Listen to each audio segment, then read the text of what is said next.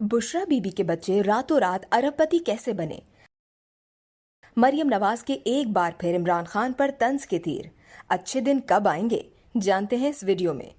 पाकिस्तान मुस्लिम league नून की नायब सदर मरियम नवाज ने कहा है कि जितने मुश्किल फैसले होने थे हो गए, अब अच्छे दिन आने वाले हैं। उन्होंने साबिक वजीर आजम पर तनकीद करते हुए कहा कि इमरान खान की वजह से पाकिस्तान दिवालिया होने जा रहा था।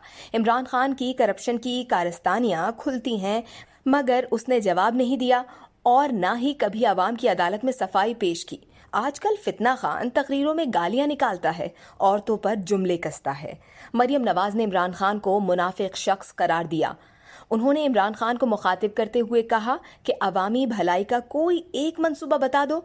मरियम नवाज ने कहा, इमरान खान ने इलेक्शन से पहले आवाम से वादे किए थे, 50 लाख घर देने का वादा किया था, वजीर आजम हाउस को यूनिवर्सिटी बनाने का वादा किया था, लेकिन इमरान खान ने वजीर आजम हाउस को अगवा का अड्डा बना दिया। मरियम नवाज ने कहा कि फराह गुगी बुशरा बीबी की फ्रंट विमेन है और बुशरा बीबी इमरान खान की फ्रंट विमेन थी। फराह गुगी वो बच्ची है जो पंजाब लूट कर खा गई, पंजाब के बच्चे गरीब हो गए, बुशरा बीबी के बच्चे रातों रात अरबपति बन गए।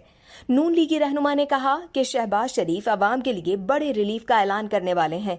महंगाई हुई तो हम घर में छुपकर नहीं बैठेंगे।